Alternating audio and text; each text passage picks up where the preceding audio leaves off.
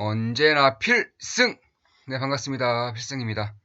자, 오늘은 조금 좀 색다른 기업을 분석해드리고자 합니다. 일단, 제가 지금의 시장을 조금은 보수적으로 좀 보고 있기 때문에 결국에는 좀 재미가 없을 수 있지만 그럼에도 불구하고 굉장히 좀 안정적인 기업들, 그리고 턴어라운드가 거의 확실시되는 기업들 위주로 지금 분석을 해드리고 있어요. 그래서 자리적인 측면에서나 아니면 밸류에이션적인 측면에서도 그다지 부담이 안 가는 기업들 위주로 이제 분석을 해드리고 있는 거죠. 자, 이번에 분석해드릴 기업은 원자재에 좀 주목을 해야 된다고 보고 있습니다. 워렌 버핏 같은 경우에도 작년에 일본의 상사 기업들에 이제 투자를 하면서 원자재 상승기에 이제 베팅하는 모습을 보여주고 있고, 실제로 이 천연가스의 파이프라인 사업을 인수를 하기도 했죠. 따라서 지금의 이제 시장은 이제 대부분 좀 알고 계실 것 같아요. 뭐 철강석이라던가 구리, 아니면 뭐 유가도 마찬가지고요. 농산물 난리 났죠. 이런 식의 원자재에 대한 그런 가격 상승기가 점차 도래하고 있음이 이제 보이고 있고, 그에 따라서 이에 수혜를 받을 수 있는 기업들 위주로 좀 봐야 되지 않은가, 이렇게 보고 있습니다.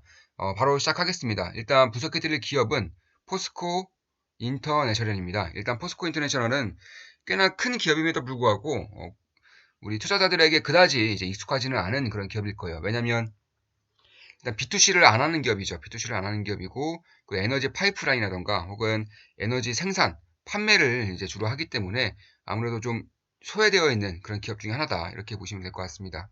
일단 최근부터는 원자재의 슈퍼사이클이 다가오고 있다라는 그런 좀 의견이 좀 팽배해지면서 아무래도 이 유가 관련주들, 뭐 특히나 뭐 엑슨모빌 이런 기업들에 대한 관심도가 점차 높아지고 있는 것을 느끼고 있습니다. 다만 그에 못지않게 다만 훨씬 더 안정적인 그런 기업들을 좀 본다면 포스코 인터내셔널을 좀 충분히 볼만하지 않나 이렇게 개인적으로는 보고 있어요. 일단 좀 쉽게 말씀드리겠습니다. 쉽게 말씀드려서 이 포스코 인터내셔널 같은 경우는 LNG, 천연가스 가격과 굉장히 좀 밀접한 관련이 있고 천연가스의 생산량을 지속적으로 늘리고 있기 때문에 매우 안정적인 그런 실적 성장세를 이어가고 있는 그런 기업 중에 하나입니다. 특히나 이제 중국의 탈석탄 정책뿐만 아니라 뭐 대한민국도 마찬가지고 유럽, 미국도 이제 가입을 할 것이고요. 미국도 파리 기후 협약에 이제 가입을 할 것이기 때문에 이러한 부분에 대한 관심도가 저는 점차 높아질 수밖에 없다라고 보고 있습니다. 따라서 탈석탄 정책으로 인해서 결국에는 신재생 에너지로의 그런 전환기를 맞이하고 있는데 지금 당장 신재생 에너지로 전기차로 인한 전력 수요 혹은 환파로 인한 에너지 수요를 도저히 감당할 수는 없습니다. 그래서 저는 이 시대에는 그 어느 때보다 천연가스를 주목해야 된다. 그러니까 LNG를 주목해야 된다라고 보고 있고 그에 가장 얼맞는 그런 기업 중에 하나가 포스코 인터내셔널이다. 이렇게 보시면 될 것 같습니다. 자, 따라서 이 LNG 터미널도 이제 추가 건설을 하고 있는 것도 있고요. 특히 미얀마에서 잭팟이 터졌어요. 미얀마 같은 경우에도 이 가스전 사업을 이제 담당을 하고 있는데 거의 뭐 가스의 전설이다.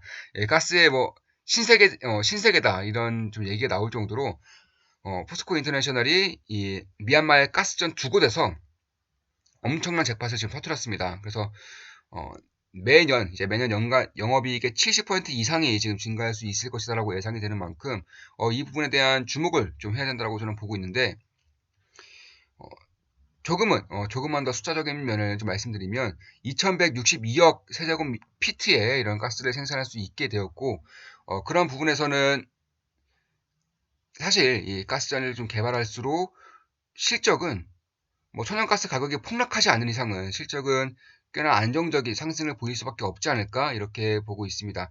그러니까 이쪽 업계 사람들은 이 포스코 인터내셔널의 이 미얀마 사업을 보면서 가스전 신화다 네, 이렇게 좀 말을 하고 있는 것 같더라고요.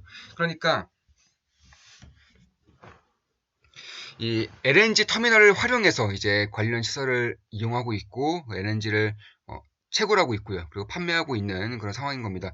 특히 대한민국에서도 이 광양 LNG 터미널이 이제 국내 최초로 유일로 이제 운영을 하고 있고 여기는 이제 포스코 에너지가 지금 운영을 하고 있어요. 포스코 에너지가 이제 첫 거래처로 이제 일본에도 수출을 하고 있는 것이고요. 그리고 포스코 인터내셔널 같은 경우에는 이 LNG의 채굴과 그리고 LNG의 유통을 현재 담당하고 있는 그런 상황입니다. 또 트레이딩도 마찬가지고요. 아무래도 상사 기업이기 때문에 무역회사이기 때문에 이런 트레이딩 측면에서도 굉장히 좀 안정적인 그러니까 쉽게 말해서 이 중간 유통업을 하고 있는 것이라고 생각하시면 되겠습니다. 그래서 굉장히 좀 안정적인 그런 영업이익을 내고 있는 것 내고 있는 그런 기업 중에 하나다. 이렇게 보시면 될 것 같습니다. 그러니까 이 경제 성장이라던가 혹은 경기 회복기에 따라서 이 원자재의 가격이 점차 증가할 가능성은 굉장히 높은 상황입니다. 아무래도 이 코로나가 아직은 해결되지 않고 있기 때문에 뭐 중국을 제외하고서는 대규모 인프라를 지금 시작한 나라가 없죠. 다만 그럼에도 불구하고 원자재 가격 상승세가 굉장히 가파르고 올해 하반기부터는 미국과 인도, 유럽에서도 대규모 인프라 사업을 진행할 수 있을 것이라는 그런 예상이 되고 있기 때문에 이 부분에 대한 관심도를 점차 높여야 되지 않나 이렇게 보고 있습니다. 특히 미얀마 가스정 같은 경우는 2013년부터 현재 지금 7년 넘게 사업을 이행해오고 있는 것이고 굉장히 안정적인 그런 생산과 유통을 담당하고 있는 그런 사업부 중에 하나입니다. 특히 추가 매장량에 대한 확보를 가장 적극적으로 하고 있는 것도 많고 그리고 이 포스코라는 기업 자체가 굉장히 에너지 쪽에서는 강점을 보이고 있어요. 그러니까 포스코 인터내셔널의 LNG뿐만 아니라 이 수소 광산이라던가 아니면 수소가 아니죠. 리튬 광산이라던가 이런 광산업에도 굉장히 좀 적극적으로 진출을 하고 있기 때문에 이 부분에 대한 시너지를 반드시 좀 봐야 될 필요가 있겠다. 그렇기 때문에 포스코도 마찬가지고 이 포스코 인터내셔널도 마찬가지고 앞으로의 원자재에 대한 가치 그리고 에너지의 가치가 증가할수록 이 기업들의 펀더멘털은 점차 강력해질 수밖에 없겠구나 이런 지금 생각을 가지고 있습니다.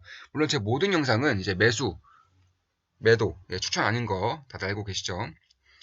따라서 지금까지 코로나로 인해서 에너지의 수요가 급감했다는 점 그리고 유가 역시나 꽤나 많이 하락했다는 점을 들어서 아직도 포스코 인터내셔널은 주가 상승세가 굉장히 요원하죠. 소외되어 있는 그런 상황입니다. 다만 이제 원자재 가격이 상승하고 있고요. 유가가 꽤나 많이 반등했기 때문에 올해 1분기부터의 실적은 좋게 나올 수밖에 없어요. 저 같은 경우는 올해부터는 완벽한 턴어라운드에 성공하면서 최대 실적치에 거의 근접할 것이라고 보고 있습니다. 그러니까 미얀마에 대한 추가 가스 채굴량이 굉장히 좀 급격하게 많아지고 있고 여기에 유가라던가 LNG의 가격 상승도 현재 진행 중이고요. 특히 LNG 같은 경우는 앞으로의 가치가 점차 증가할 가능성이 높다고 저는 보고 있어요.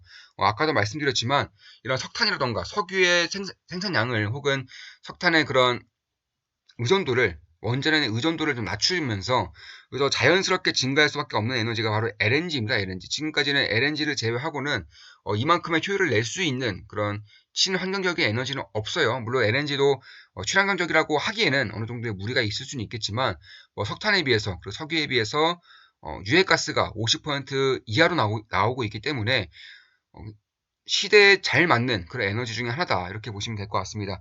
특히 이제 추가 사업으로 이제 식량에 대한 트레이딩을 강화하고 있어요.